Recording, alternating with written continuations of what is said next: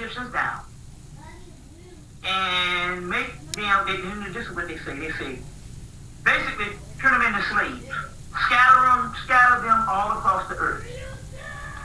Then it says, even when they rise up again as a smaller nation, there will always be a nation of under nations. Who the hell is that but us? We see that in our lifetime. Some fucking snide bastard or some shit come over and treat you with a heavy hand. Some fucking Hakadamai motherfucker from Arabia treat you with a heavy hand. So we are a nation of under nations, including our own people. The most despised and rejected on the planet. So it tells you in the book of Ezekiel, in the Tanakh, likely also in the regular book of Ezekiel, there will be a nation upon the nations. But they say the Pharaoh is the face that moves upon the water. And what that is, so they're telling you that Leviathan is the face that moves upon the water, and you think of that as a satanic energy. Then they say that the Pharaoh is the face that moves upon the water. But the Pharaoh has the Uraeus crown, which is the serpent. Leviathan is the great serpent. The Pharaoh is the great serpent. The Kundalini energy inside us is the great serpent. You see what I'm saying? But this guy talks about how I will kill them, and they will be my enemy, and I will kill them over and over. And I'm like, well, goddamn. What have these people did? What did these people do for the God to turn against a people like that and hate a people like that? From Exodus to fucking Revelation. What did he do? What did we do? You know what I'm saying? And basically they say they cause sorcery. But because we are a group of people that don't study the origins of things, and we think it's some witchcraft and shit like that. If you study the origin of things, the sorcery that the Bible was talking about is these Egyptians worked with alchemy, which is the study of melanin. So from Genesis or the Adam and Eve, don't eat the tree of knowledge, don't eat from the tree of knowledge. And the tree of knowledge is this. What is the tree of knowledge? The tree of knowledge, number one, the God in Egypt, the God of knowledge in Kemet. The God of knowledge in Egypt is Tahuti. The staff of Tahuti is, your, what you call it, symbol. They will give you the tree of life that they talk about in the garden. They say, eat from the tree of life, but don't eat from the tree of knowledge. The tree of knowledge is the staff of Tahuti. It's the staff of Tahuti. This knowledge that they're talking about, gnosis, comes from the inner knowledge and wisdom of alchemy. But even the Kabbalah, in one of them, they show a serpent going up the tree. It's alchemy. So they say, don't eat from this tree, which is don't tap into the pineal gland. They tap into the pineal gland and they saw. They bit the apple, and they saw. So they say that they cause sorcery, which means that there's a group of gods that didn't like the fact that we figured out the mission of the universe and figured out the mysteries of melanin. In the book of Enoch, it says that as of the, what did he do? He taught them how to work with stones and roots, which is talking about the stones is in alchemy, the roots and all that stuff. He taught them the knowledge of melanin. In Greece, Prometheus stole the fire from a tube, which is this is the tube, and taught them, gave the man to get the fire, which is the knowledge of the Kundalini energy, which is the knowledge of melanin.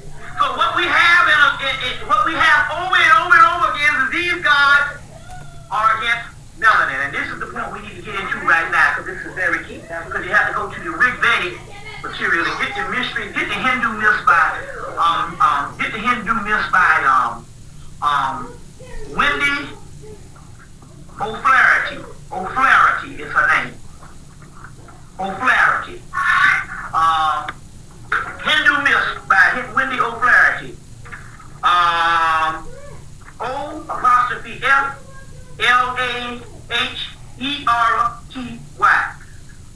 Excellent scholar from the University of Chicago. Now the reason why we're dealing with this Vedic stuff now, because this is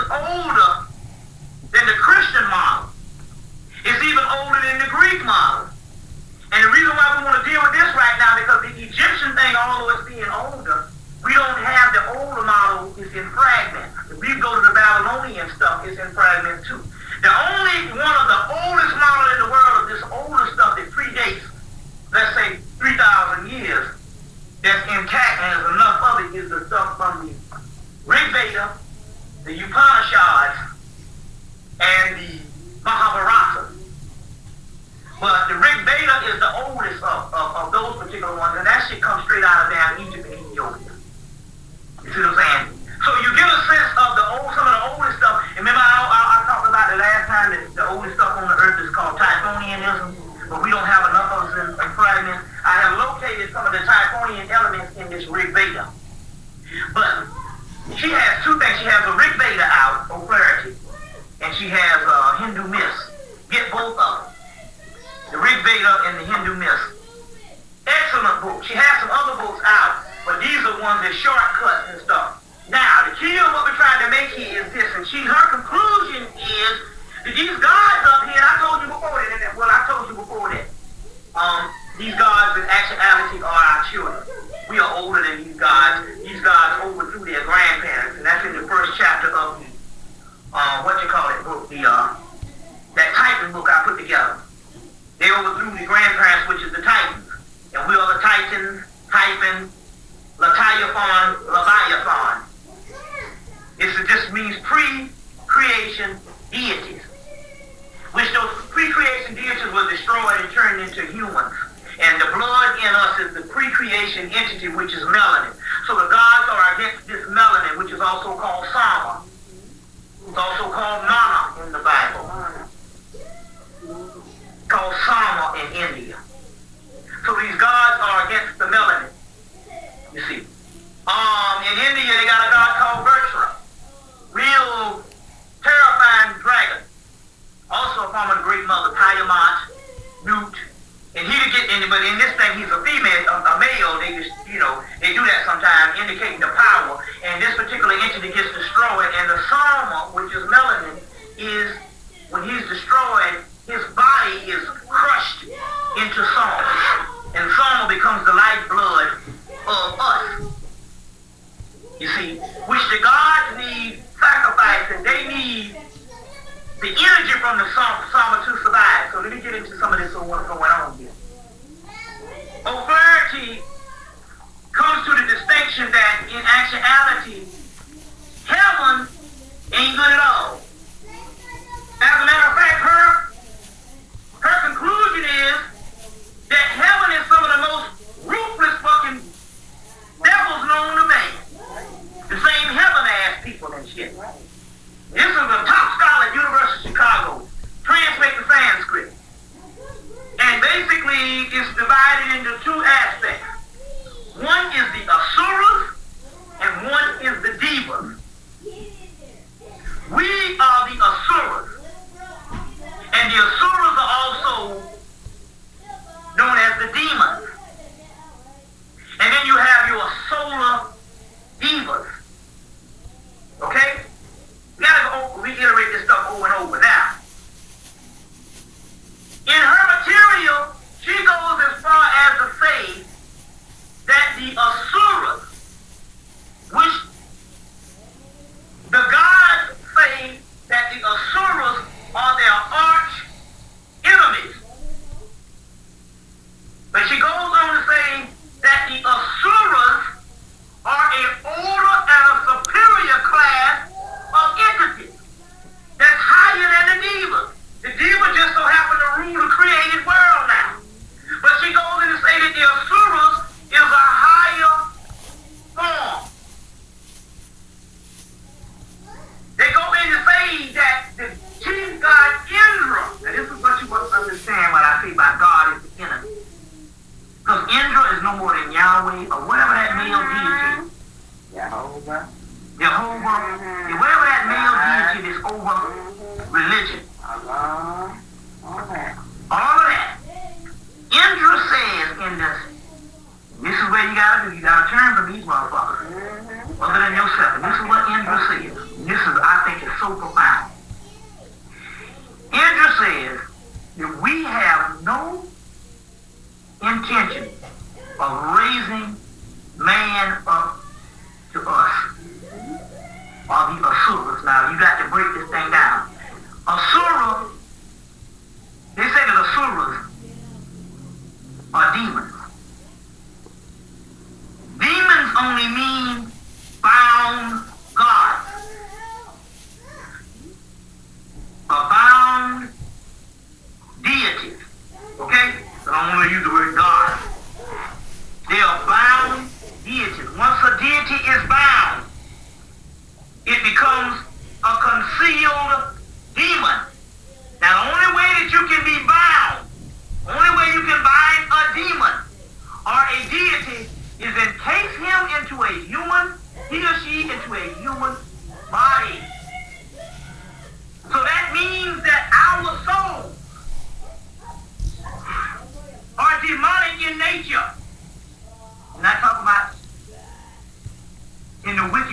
you know of. You getting this? Now I want to get this. Satan is bound. You ever hear Satan being bound? When you bind something, you can only bind something when you place it in a human existence. So the asuras are the demons. And what makes them demons? What did I say? They're bound in a human body. So that means that man is the asura. Man is the demon. Satan is bound. That means that man is Satan. Okay? You got to get this. To know what's fighting. These lines got to be drawn.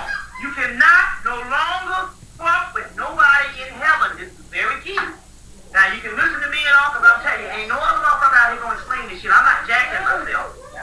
I'm just telling you and stuff like that. Now, my key is to produce results. I care nothing about speaking. I got on this thing to know. The science is to know. And I report my research after I do it. You see what I'm saying? So it happens. So believe me when I tell you this. Now, one thing I can say about this and all, you hear a lot of things and people tell you that shit is the right way. But the one thing you can make sure on, the stuff I talk about, you don't hear from nobody else. And I'm not saying this here stuff to say, because you're everything, let's get the science ones, and then you say you heard that before. But ask yourself, everybody that's come your way up to now that's teaching you some stuff is always talking on the level of good. And I'm not doing that. Positive, good, I'm the Messiah and follow me, and all that kind of shit. You get where I'm coming from? Yeah. Now here I am talking on the stuff called evil mythology. The level of evil. You understand what I'm saying? And I said we've been doing 2 years of the dark side. And we deal with scholarship on this. So the point here is, you must understand the lines have to be defined here. The solar divas. And this is what Indra says. We will fool them to the end of the day to make them think that they're going to heaven. But our intention is to never, ever bring them to where we are. As a matter of fact, when Wendy O'Flaherty translates the divas and those gods, as she says, the gods, are gods, their function, their primary function is to be an enemy of the asura. You hear that shit here? So, what we got over the course of years is we have got, in the last 2,000-3,000 years, is we got God, or the God, translating a new human mythology to make you worship them and you to hate yourself. That's right. They say that we have no intention. This is what the Sanskrit says, of raising them up to where we are. As a matter of fact, how they are able to survive is through us in this aspect. They were created by stealing some light from what is called the uncreated. And they came and these renegade people stole the light. We'll talk about this over and over again. Stole the light from a certain sector of the omniverse, came in and created this world. Then later on, that particular light was stolen from them and put back in us. So they become only an image of memory and a thought process that can only be manifested and kept alive if the original source, the blueprint of knowledge, thinks that these particular ones exist. So they are a form of the matrix. And their goal is, because they are only an image. Remember they said that God exists through man, prayers, and God cannot exist without man. You ever heard this shit before? We are in the image of him, and he exists through the image. Okay? But if you stop thinking of them, they cease to exist. I cease to exist because you forgot about them. That's right. That's right. Remember even in the movie, they said that the people stopped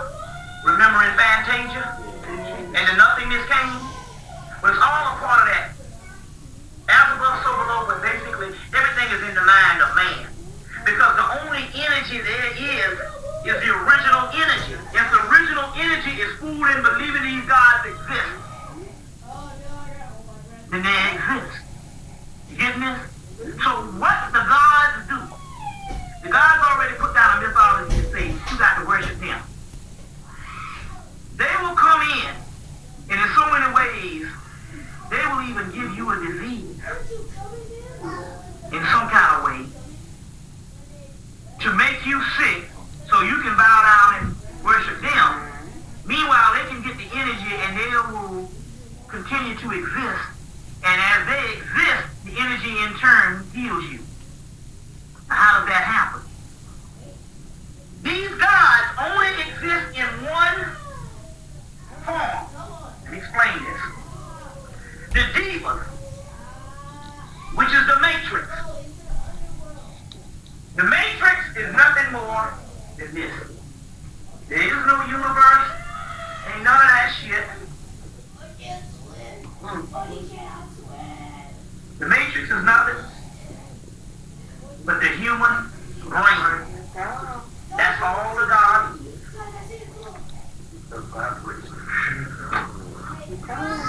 And this human brain can only give you the physical matrix. Up under the brain is the true God of the universe, the pineal gland. And the other gland in this particular part, which is the kingdom of hell. That's the devil. Or evil. Or heaven, hell. The upper realm, the underworld. As above, so below. You get this? Now, the key here is these demons in this brain gives you sight with these two physical eyes, which shuts down the activity to this thing here. Food, this pineal gland is covered in darkness. These solar divas are only circuits in the fucking brain. That God that you worship is only circuits in the brain.